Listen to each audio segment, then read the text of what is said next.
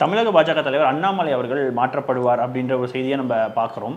தொடர்ச்சியாக அவருக்கு டெல்லி தலைமையிலிருந்து பார்த்தீங்கன்னா குறிப்பாக பிஎல் சந்தோஷ் இவங்க தரப்புலேருந்து அதுக்கு வலுவான ஆதரவு இருக்குது அப்படின்னு சொல்லப்பட்ட சூழலில் திடீர்னு இவர் மாற்றப்படுவதற்கான காரணம் என்னவா இருக்கும்னு நினைக்கிறீங்க சார் அந்த செய்திகள்? இந்த மாற்றப்படுகின்ற காரணம் என்னை பொறுத்த வரைக்கும் என்னவா இருக்கும் அப்படின்னு கேட்டிங்கன்னா, கடந்த 2-3 மாதங்களாக இந்திய அரசியலில் north Indian media, English media, Hindi மீடியாவில் பேசு பொருளாக இருந்தது தமிழ்நாட்டின் பிரச்சனைகள்.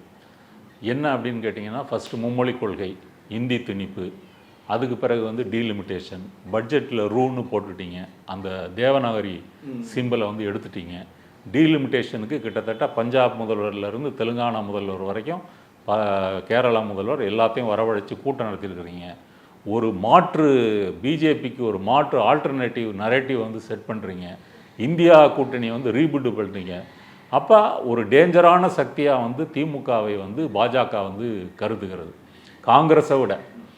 அப்போது இந்த திமுகவை வந்து இந்த சட்டமன்ற தேர்தலில் எப்படியாவது தோற்கடிக்கணும். முதல்ல வந்து அவங்களுடைய கொள்கை என்னவாக இருந்துச்சுன்னா, 2029 பாராளுமன்ற தேர்தல் தான் முக்கியம், சட்டமன்ற தேர்தலில் ஏதோ 5க்கு 2 பழுது இல்லை அப்படின்னு கூட்டணி வச்சா இல்லையோ வந்து நம்ம போயிடலாம்னு நினச்சாங்க. ஆனால் இந்த 3 மாத முயற்சிகளுக்கு பிறகு திமுகவை விட்டு வைக்கக்கூடாது, திமுகவை வந்து எப்படியாவது வந்து வீட்டுக்கு அனுப்பினால் மட்டும்தான் இந்த இந்தியா கூட்டணி வந்து மீண்டும் வராது அப்படின்னு தேசிய அளவில் வந்து பயப்படுறாங்க.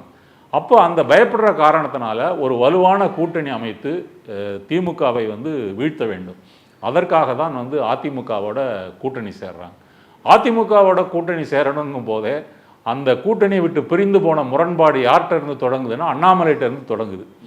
அப்போ வந்து நீங்கள் இப்போ இந்தியாவுக்கே இந்துத்துவத்துக்கு மாற்றாக திராவிடம் ஒரு ஆல்டர்னேட்டிவ் ஃபோர்ஸாக வந்து வருது, இந்தியா கூட்டணி என்ற பேரில் வந்து வருது அப்படின்னு சொன்னால் அதுக்காக வந்து சில தியாகங்களை வந்து செய்ய வேண்டியிருக்கு.